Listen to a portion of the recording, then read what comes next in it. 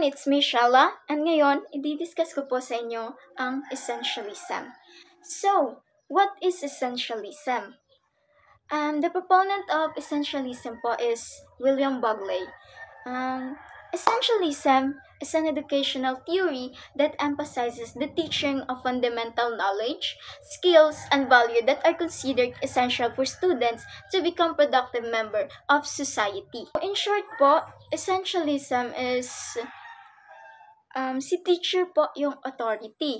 So, si teacher po yung masusunod sa pagtuturo.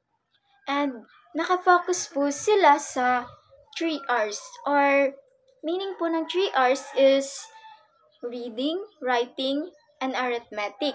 Doon po nakafocus si teacher.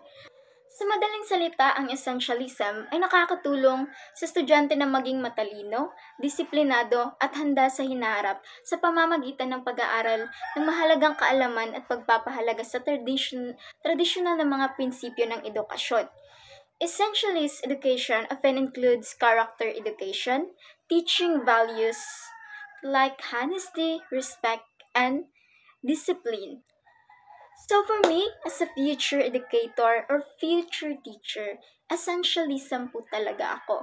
Kasi po, gusto ko po na si student, nakafocus po talaga siya sa 3 R's. Kasi, magagamit naman yun ni student sa future.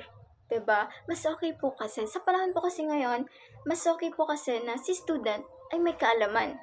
Sa essentialism din kasi, si students is madami siyang matututunan. Like, new knowledge, skills, especially values. Mas okay naman talaga na authority si teacher.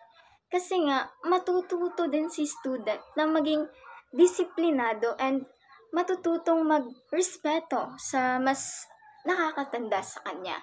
Kasi ako, gusto ko po talaga na maging handa si students sa future niya. At least, madami siyang kaalaman na magagamit pagdating ng panahon. And that's all. Thank you.